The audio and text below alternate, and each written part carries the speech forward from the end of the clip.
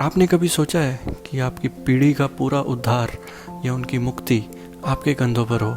60,000 लोग जो अभी भी मुक्त नहीं हुए हैं, उनको मुक्त करवाने का बीड़ा सिर्फ आप पर है, तो आपको कैसा लगेगा या आप उसको कैसे करेंगे? यही सेम सिचुएशन राजा भगीरथ के साथ थी। आइए जानते हैं इस वीडियो में क्या हुआ उनके साथ। तो बहुत समय पहले सूर्यवंश के राजा हुआ करते थे, राजा सगर।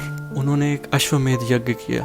हाँ, ये वही सेम अश्वमेध यज्ञ है जो श्री राम ने भी किया था और उनके पुत्रों ने पकड़ लिया था, लव और कुश ने। राजा सगर ने भी अश्वमेध यज्ञ किया, घोड़ा छोड़ा पूरे विश्व में, किसी ने उसे पाताल में जाके बांध दिया। राजा सगर ने 60,000 पुत्र लगा दिए उस घोड़े को ढूंढने में। वो 60,000 पुत्र गए पाताल लोक और वहाँ देखा ऋषि कपिल के वहाँ वो घोड़ा बंधा हुआ है। उन्होंने ऋषि कपिल का बहुत अपमान किया और बिना जाने बिना सोचे उनको अपमानित कर दिया। ऋषि कपिल बहुत गुस्सा हुए और उन्हें अपनी पूरी शक्ति से श्राप दिया और भस्म कर दिया।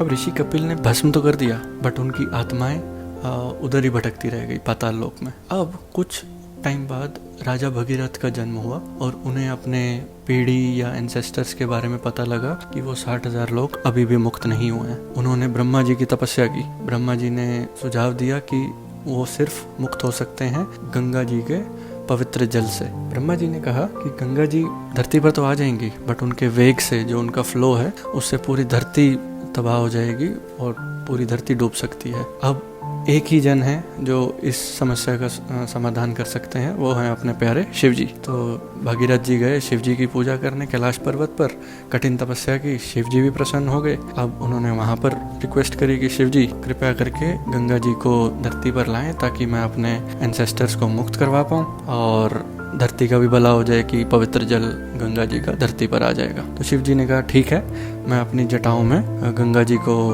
बांध लूंगा और उनका वेग कम कर लूंगा ताकि धरती पर इजीली वो फ्लो कर पाए।